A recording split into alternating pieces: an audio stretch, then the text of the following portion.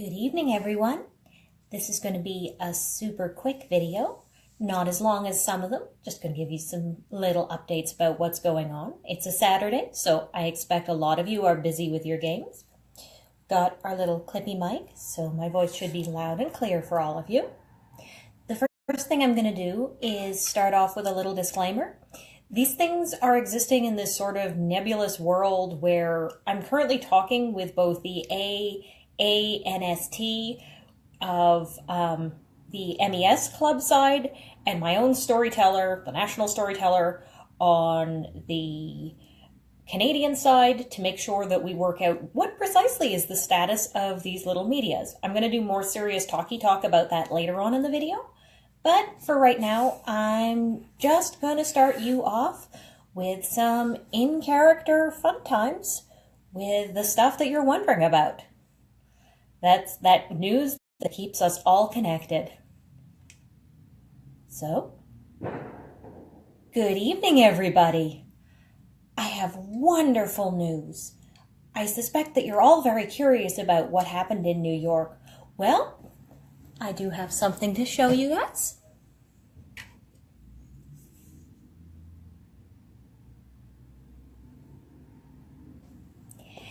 It looks like with only one Anarch casualty, preliminary reports from Brooklyn show a stunning success. It looks like the Anarchs have done it. And if I miss my guess, I would bet a major that Advocate Youngblood is vaunted by the next year. So with minimal casualties, and perhaps one of the largest single uses of influence in the last decade, we've seen no immediate damage showing up, and it was quite the to-do. Well, I'll have further news reports as they come in, and I strongly recommend you talk to your local information broker to find out what precisely went on there. I can tell you that we have a victory! A magnificent victory with very few casualties on our side, although the fighting over the corpses of the moon beasts has been something to behold, as they are the hot ticket trophy item for this season. There's quite a few people who are hoping to find a nice werewolf fur coat under their Saturnalia tree. I know I wouldn't mind getting one, but I've been extra good, so maybe I'll get lucky. And of course, I get to talk about the part that the Camarilla played in all this, which is to be completely uninvolved in any of the fighting or martial problems at all. We, of course, didn't violate the blood accord. We didn't violate the blood accords, so that's good. The treaties are still intact. Brooklyn is still in the hands of the Anarchs. Although many people were torpid, they displayed great combat abilities in the streets of New York. Thanks to a judicious use of influence, the masquerade appears to be intact, and there were aerial pigeon dogfights. Thanks to the widespread telecommunications blackout that hit Brooklyn, very few people were able to use standard communications. This meant that the war took place in a manner that would have been very familiar to me in my Ancilla and Neonate days. It involved a large quantity of Gould pigeons for scouting purposes, largely utilized by the Sabbat. Now, one of our agents was doing aerial patrols of the surroundings so that they would be available to shut down any possible masquerade violations that might happen between the conflict that happened with both sides, which was about the limited way that we could participate in the conflict in any way. By not specifically choosing a side, we were able to preserve the masquerade. This was very important, and I'm very happy to note that no blood contract signers have keeled over, and there's been no angry letters from Sasha Vikos telling us that we didn't keep our treaty, so we can be incredibly happy about that. I'm particularly amused by those aerial pigeon dogfights. Now, in the case of Mr. Kincaid, his participation was in the air, but completely invisible.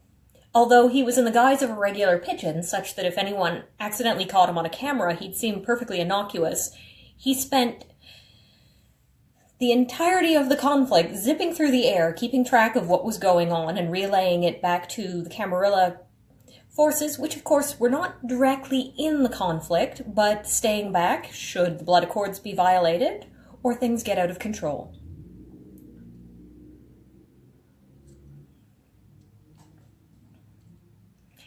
Mr. Blackett, my keeper of Elysium, has suggested that, by the way, Your Majesty, please do me a favor and remind me. I would like to bring my silver tea set to the next Elysium I hold, both functional and defensive against teleporting werewolves. Now, I understand that the moon beasts they faced in New York were neither teleporting nor wise to the ways of our kind, and so they're, largely speaking, a pile of bodies to be cut apart for specimens. Unfortunately, Dr. David Archer was unable to secure one of his moon beast subjects that he wished, but I understand he was able to get some parts for his experiments, so that's one happy primogen of Boston. I think, though, that we need to take a moment to praise Advocate Youngblood, leader of the Anarchs, for her able leadership. She managed a call to arms involving hundreds of people streaming in, both the retainers and the Anarchs, and Prince Ryder for maintaining an appropriate political distance from the conflict while still remaining a good neighbor. I'm particularly proud of the behavior of my clan, who made large contributions to the maintenance of the masquerade.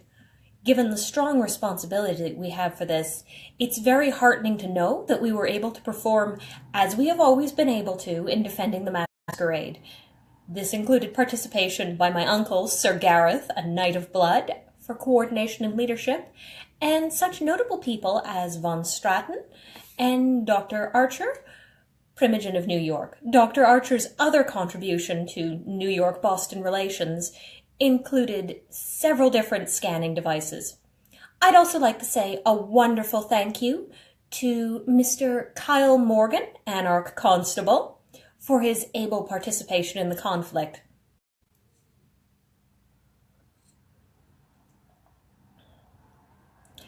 Incidentally, Alan says hello.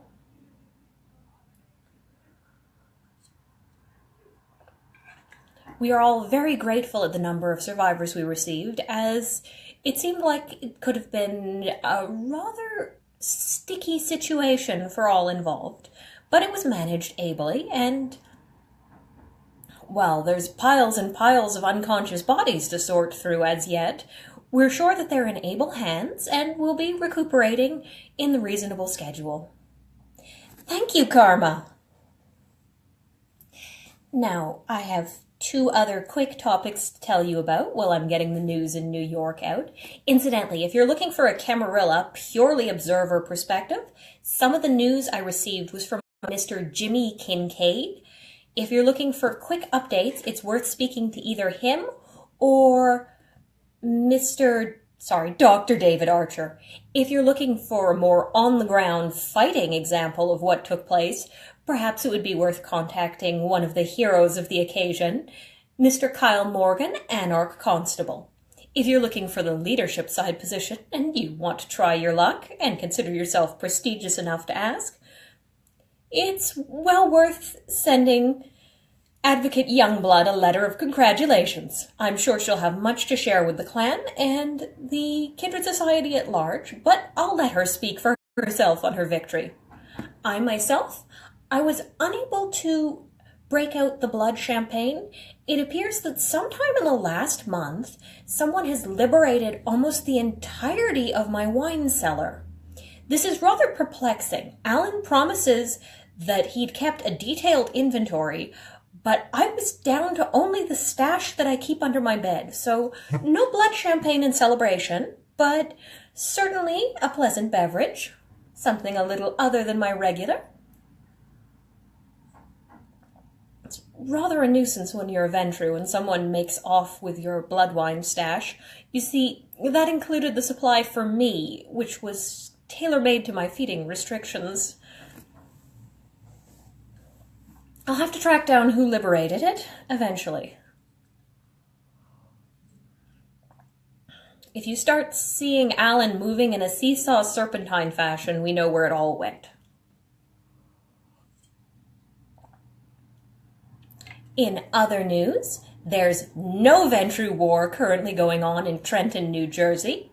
We'd like to give grand congratulations to Prince Morvenna Matthias for her ascension for the praxis of Trenton, New Jersey, sometimes confusingly referred to as Princeton, New Jersey, due to the fact that the game is located in one place and set in another place, because that makes everything easier. So you can call it either Princeton or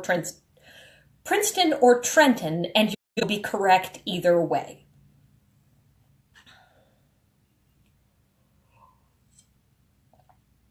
In addition to that, there will be no Ventrue war taking place in the city of Vancouver or its surrounding area, nor in the Pacific Ocean next door. I'm very happy to say that we have accepted Virago Nadir's proposal. We will be negotiating a contract marriage between himself and Ms. Kira Mantle.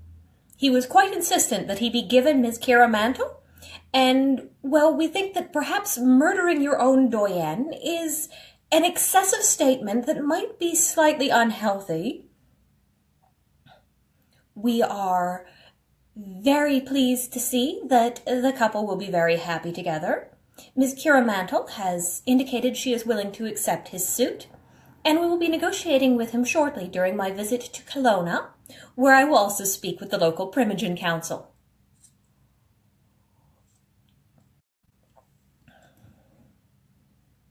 I would appreciate if members of his sect would send congratulations to Virago Nadir of Vancouver. He is, from what I understand, a high priest amongst the Setites, so perhaps he'll be performing his own ceremony.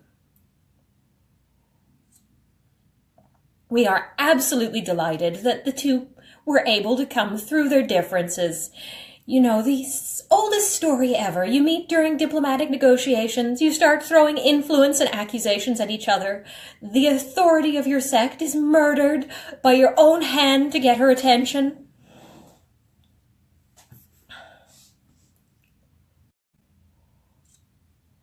I think they will be a very happy couple indeed. Alan, this is getting empty. Fill this up, will you?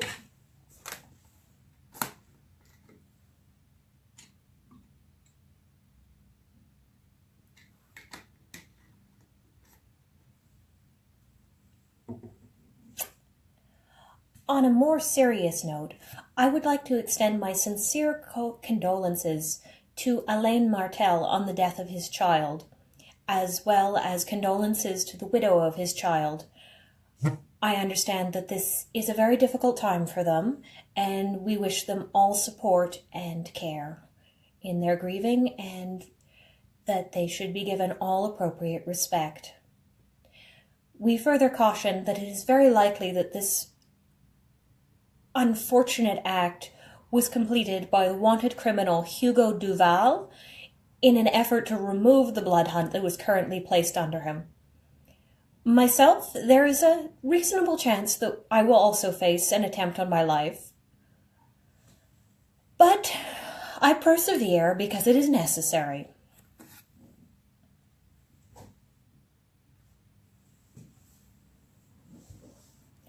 And that brings us up to the general news. Now I'm going to talk about true facts of the Ventrue Clam. One of the most peculiar things that's been going on over the last, say, 20 years, whenever you talk to a Ventrue and something goes wrong, or you don't like what's going on, someone immediately starts shouting, "The entire Ventrue clan is oppressing me! The Ventrue clan! Oh no, the Ventrue clan! They're making war! They're bullying me!" I somewhat wonder where they got this impression. I think the last time the entire Ventrue clan did anything collectively was when we founded the Camarilla, and that was in collaboration with 6 other clans. A rather necessary step if you wanted to have a Camarilla. Thank you, Alan. I can say with all sincerity and honesty that the entire Ventrue clan exists as an entity of a place that provides you with encouragement for your personal growth and development, encouragement of your contributions and leadership to the society that you live in, whether you are a member of the Camarilla or a member of the Anarchs, in both cases, assuming leadership roles responsibly over your people is deeply respected and supported, as is the accomplishment of deeds that enrich yourself or your holdings or enrich those of others. The entire Ventrue clan does not make war on other people, sects, or establishments, or indeed all entire clans, due to the logistical nightmare that would be involving, and also the level of gravity it would be necessary to make that many people agree on one thing. It might confuse some people, but we are not a monarchy. We are about as close to a consensus democracy as currently exists. Now, we accept the leadership of our elders as a matter of course, but I assure you, the entire Ventrue clan is not attempting to do anything. If the entire Ventrue clan was attempting to do something, you would not be able to question whether or not it was happening, because we would all be there in snappy little uniforms. So having established that the Ventrue clan is not currently fighting, defeating, or attempting to conquer anyone at this time, I think we've set that particular matter to rest, and there won't be any further confusion about Ventrue running around trying to conquer things. Realistically, as much as there's some whining and complaining about the amount of conflict within our own clan, we were one of the least hard hit during the Week of Nightmares and that rather difficult year around the Red Star, perhaps because much of our means of influencing the mortal world is remotely and not hands-on. As such, many of us survived, and this means that you have a large quantity of Ventrue, each with their own ideas, opinions, and means of accomplishing things. So, I repeat my victory toast to Advocate Youngblood, my congratulations for Prince Ryder in his own able work in protecting his holdings. And now we do the bit where I talk a little bit about medias. So, these videos are starting to get popular. They're getting put up on YouTube, because it's a good idea after I'm done. People are starting to pass them around. You're enjoying them. They do a really good job of connecting games when our domains have a tendency to float out of sync with each other if you don't regularly talk to each other. But there is the tiny little problem that if I take these entirely in character, I'm gonna get eaten fucking alive. No, seriously, that is the main reason why you don't get to interact with this sort of thing. And it's normal to create memes and medias and ideas that use your characters as sort of fan art. For example, I think a lot of you saw the mistletoe meme that was going around on Facebook. These do also influence the game, and they cause you to get an impression about what the person is like, what their roleplay is like. It's not always going to be 100% honest. Like, my National Storyteller had an example where one of the memes he does was his Setite character and his Sabat character having a conversation, and that's obviously never going to happen. If just because it would require him to wear a sock puppet to do it. I don't know, I think Michael Geyser operating a sock puppet would be kind of funny. Anyway, the main point being that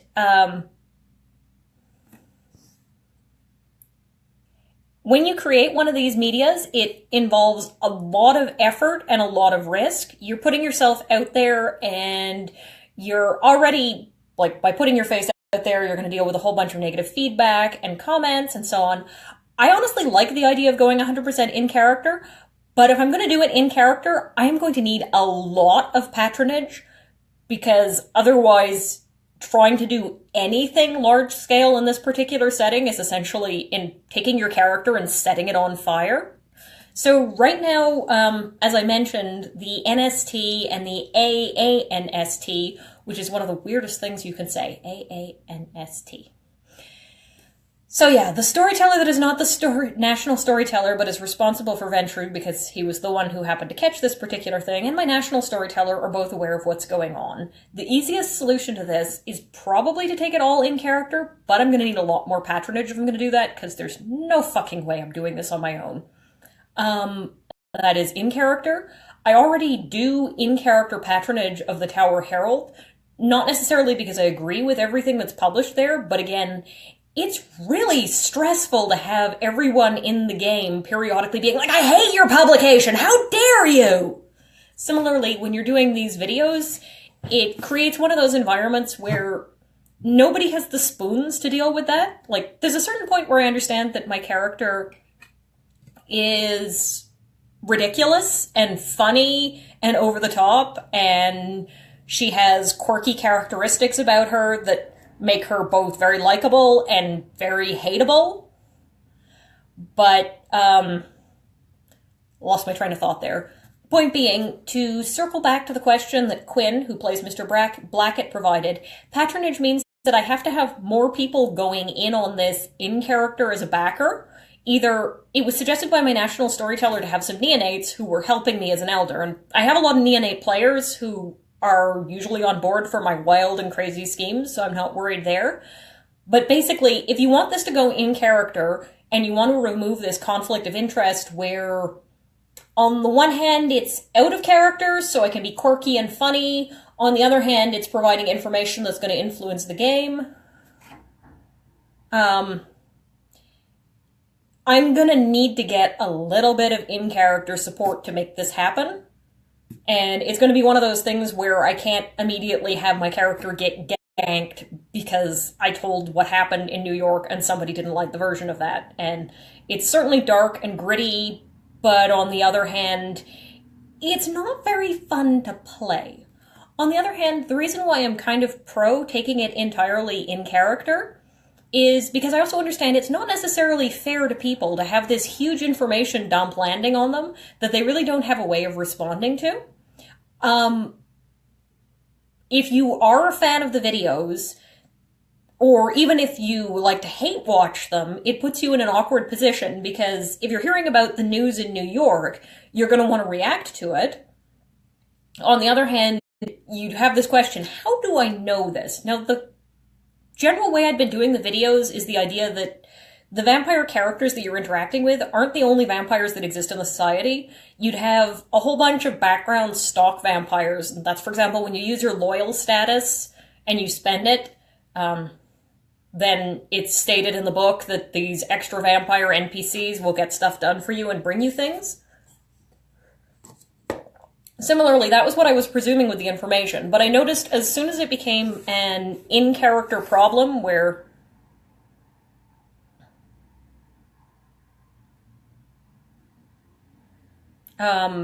someone decided to post a call-out, and it's not necessarily unfair to attack my character over what she says and what she talks about.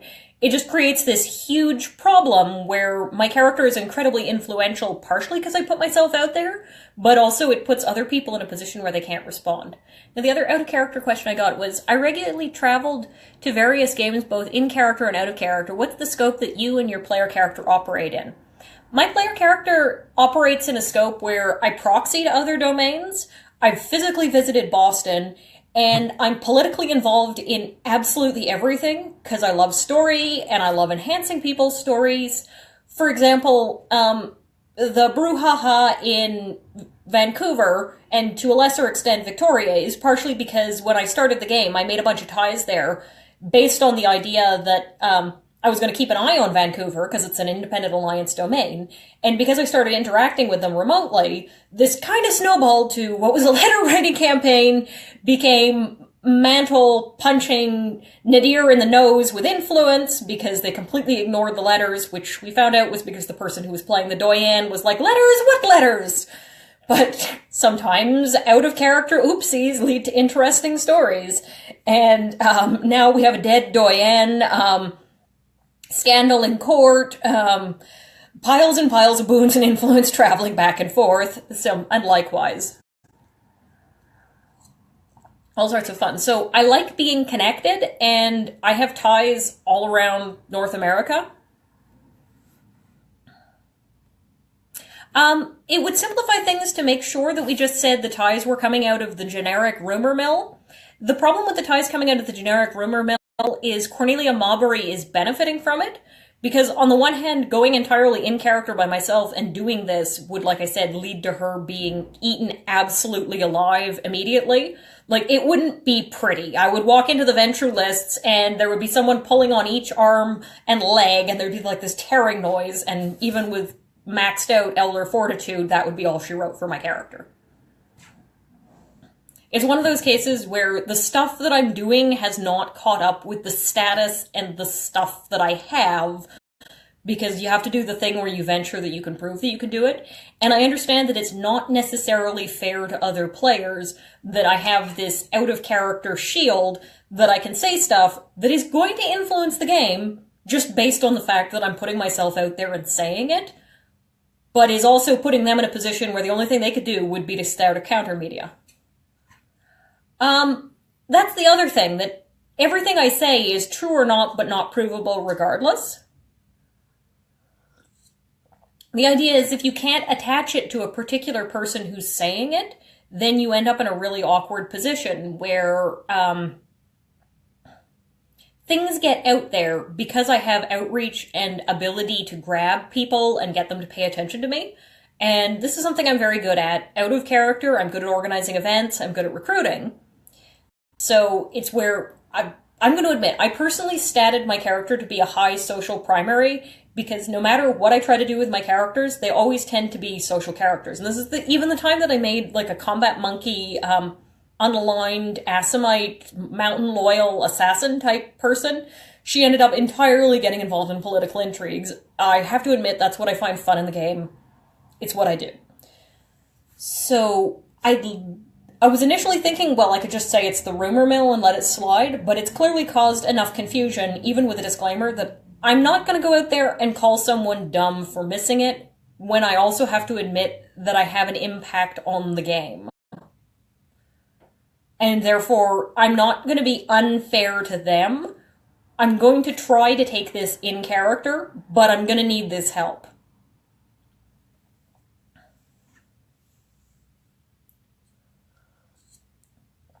And, like, I'm going to post in the forums about getting, well, the lists about getting help, and I'm probably going to post for ties regarding that. Which means that I'm probably, if I keep doing this, end up basically running a little news empire, because that'll keep the games connected. And I admit my primary reason for doing this is because it's funny and it's fun. But it also would be disingenuous to say that my character does not benefit from being this famous. So, conceptually, it works into what I'm trying to do, which is a story about scandal and information management.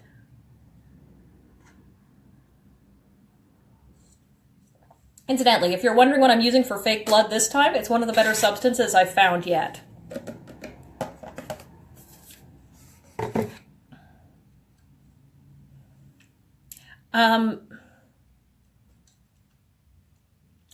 If I switch to doing these in character, there's still going to be they're still going to be meant to be funny. Yes, CNN, Cornelia News Network. That's actually pretty funny. Thanks, Primo. That's the person who plays my that's the person who plays my sheriff in my city. Actually, as far as fruit juice blends go, it's very nice, and it makes a good fake blood because it's incredibly thick.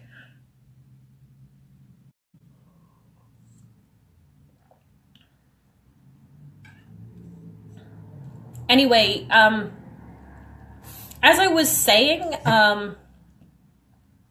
what I'm going to probably need to do is take this in character, and I will be putting out a call to various people to help. This is something where I'd actually enjoy it if I had assistance from both Anarch players and Camarilla players, and I also expect that those who are giving... I got asked what this was again. I'd like it if those who were giving patronage had the expectation that they were going to benefit from it for role-playing reasons, because that's fair for you guys. But I also expect that if you're providing patronage, that you're going to also make sure that this is plausible.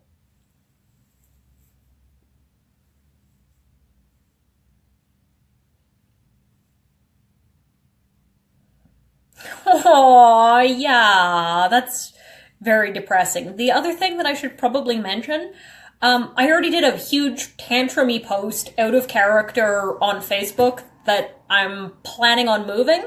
So as of the beginning of March, the end of February, unless something radically different happens in Vancouver, probably not going to be a prince anymore, which I'm cool with. I enjoyed the Praxis thing, but that I have to talk to the Camarilla players in my domain, and we're going to discuss how to make a playable game out of it so they're not going to be depressed and sad. And I think that they'll probably make a good go of it. The thing I was going to offer was that I was going to continue giving the city my patronage as long as they wanted to work with that, because, oh yeah, for those who are worrying, I might be losing the Praxis, but I'd be moving to Vancouver, which hilariously is probably the worst place to move ever. So I was going to give them the out-of-character deal that I need a reason why I would have moved there. And they're in the process of changing up their VSS, so it's less like this weird, scary power balance thing where the Independent Alliance are using the Anarchs as muscle to try to sustain their domain. And a lot more like a Casablanca, you come on holiday and you can get all sorts of underhanded business done there. And it would make a lot more sense for Cornelia to be running her media network and holding fabulous parties in this environment. Now, the poor Chicky Poo's gonna be crying her eyes out because it's all human sacrifice all the time.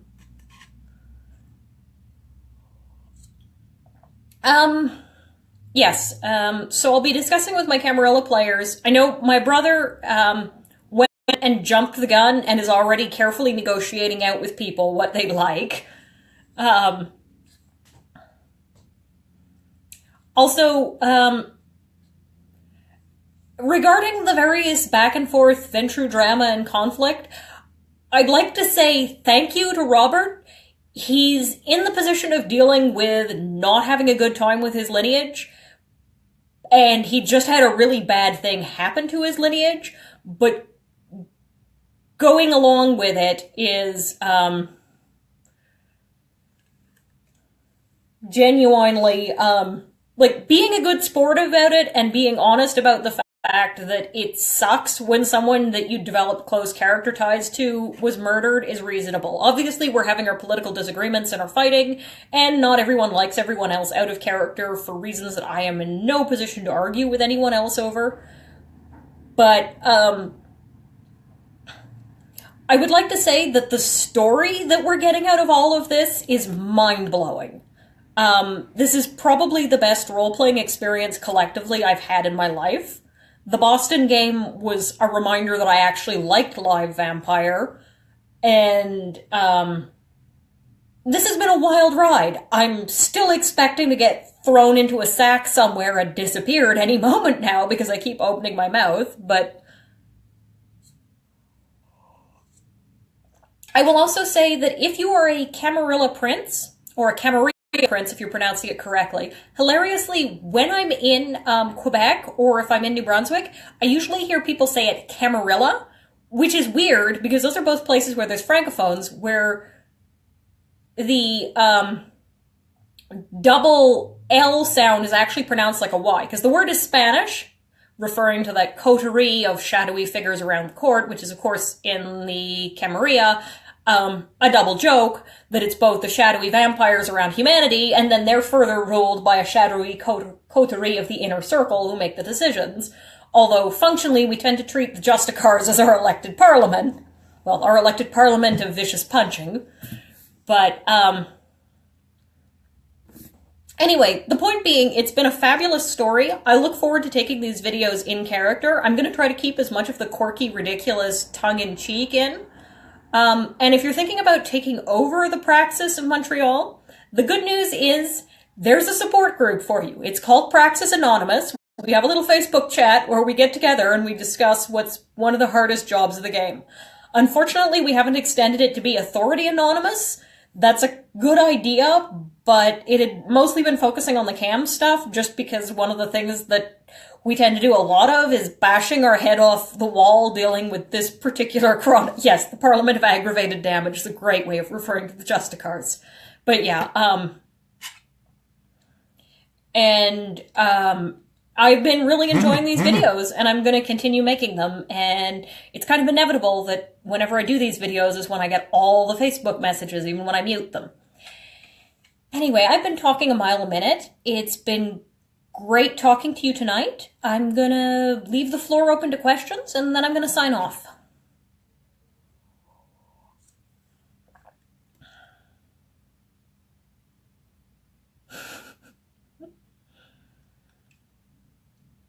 Yeah, I just realized that Authority Anonymous means that archbishops would also get included. That would be quite a conversation, although I'm now imagining that Authority Anonymous would involve everyone sitting around in a circle, and then the Sabbat would be in this giant box, and you'd hear them shouting over the top of the wall. Being like, and then my subjects tried to keep the silence of the blood by blowing up an orphanage. Is there an actual corgi involved? Well, I just got a corgi plushie in the mail. I have to pick it up on Monday because my post office is slammed with Christmas parcels, but I officially now have a brioche prop, which I can carry around with me. And once I've finished the survival spending, brioche will be official Gould retainer item. Mostly just because I'm going to be carrying her around everywhere at game. I kind of don't want her to leak state secrets. And yes, you can interact with brioche if you have animalism, and I will sock puppet her out, just like I've been sock puppeting Alan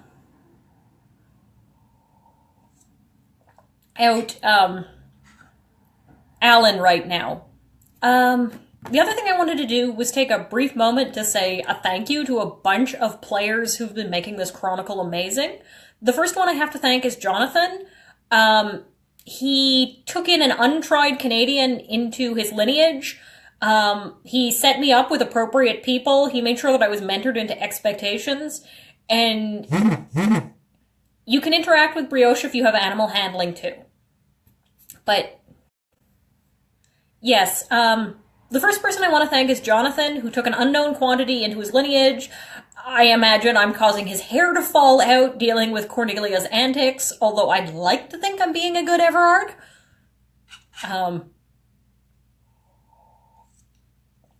like to say thank you to Christopher Eaton, who's playing Hugo, because being the bad guy is a harder job than being a prince. I'd like to say thank you to Feral Child, who plays Lady Duval, for providing such an interesting extra political thing, and to Shane for being the liege who gets to go, what? To my latest plans. I'd like to say thank you to my national storyteller, Michael Geyser, who plays Virago Nadir, for the fact that we're basically dragging him into a shotgun wedding that no one has actually told him about this in character. I really strongly encourage you to go send him congratulations, because it's hit the rumor mill. I thoroughly say, like, go on. It's in the rumor mill. Go on, send congratulations to Vancouver and their eminent nuptials. I'd like to say a thank you to Prime, who has been incredibly encouraging with my local game, and to Quinn, who took a chance on the club again, to Christian Major, who showed up and has been making things expand like crazy. He's another one of the people who's tentatively considering taking the praxis in that sort of way where everyone's holding a stinking baby that needs to have its diaper changed and passing it around. I'd like to say thanks to Ollie, who's doing a really good job with his La Zombra, and to the guy who's playing my Seneschal, whose name just completely escaped, Matthew. To Matthew, who's playing Deacon, to Sophie, to Christopher, and to all the crew over in the Anarch side with their own business, and to my poor long-suffering storyteller, who kind of jumped into it having only ever done a tabletop, and is learning via trial by fire. Someone needs to buy that poor woman a bottle of wine.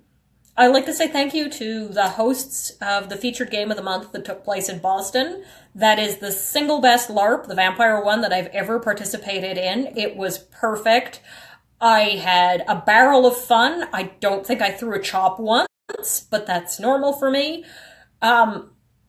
I know that I had a lot of fun as a prince, but I would have had just as much fun if I'd come in as an ancilla, a neonate, whatever. Yes, Matthew Deschalets, who'd never LARPed before in his life and is one of the funner characters in the city. I'd also like to say thank you to Matt Blank, who has been so welcoming for getting integrated and stuff. He's LARP Dad, he's the regional storyteller on the East Coast, he's the one who was responsible for sorting out the New York proxy, which, oh my god, was that big, and we just started a chronicle, and that was with the don't everyone leap on this just to save the world prevention. Warren, who plays Dr. David Archer, also gets special props for me, and I want to say a particular thank you to Brandy, who plays Kira, Kira Mantle. She's really gone out on a limb for me to provide a supportive vassal for me. I admit a lot of the time is me being like, what? What did you do? Okay, we're not going to tell anyone you decided to do that without telling me. We're going to call this a great Ventrue victory. We're just going to move forward and pretend we meant to do this. But she's one of the funnier parts of the game as well. Just the management involved. Between her and my brother's character, Walker, my character is probably going to need a nice long vacation.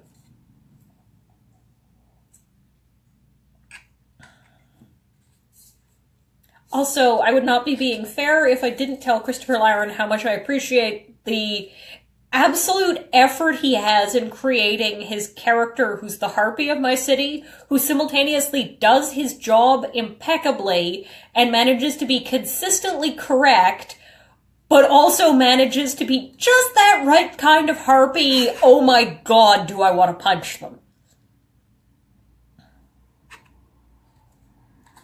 I could probably go on all night about the thank yous, so since I think that covers all the questions that everybody has, I'm going to say goodnight for now. I'll talk to you next Saturday before my game, so it'll be a little bit earlier, because game itself starts at 7, so I'll probably do the video earlier in the day, but it'll be darker sooner, so it won't be as weird as when I was doing videos and I was beaming daylight back there. Also, you can see that I've got some of the things I've been sent up there. And I had to start a whole binder to put my letters in. Once again, I hold this up. I don't think she's watching this right now, but I made a sign for Abigail. It's probably mirrored because that would just be my luck.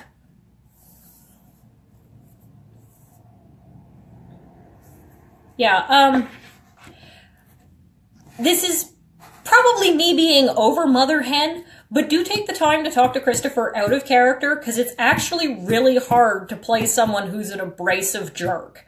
And my harpy, Reggie Altham, is an incredible abrasive jerk who makes terrible decisions based on being, like, he takes the 1 point overconfident flaw and he turns it into, like, hubris level, Greek tragedy, this will be your undoing. So I think that concludes that for the evening. This basically finishes on great job on the New York proxy, everybody. It sounds like there was excellent role-playing had.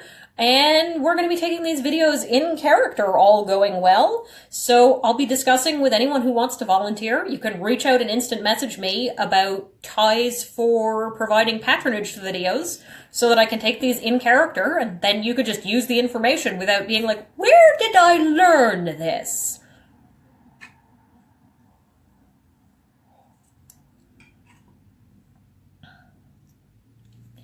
Yeah,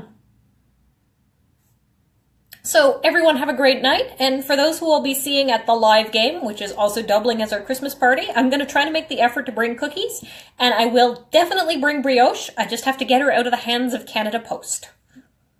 And I can be carrying around a real little dog instead of what I was carrying around, which was a folded up fur that I was using for my werewolf character earlier. It was mostly just because it was freezing in the Masonic Temple. It's quite different in Montreal. Our Masonic Temple is boiling.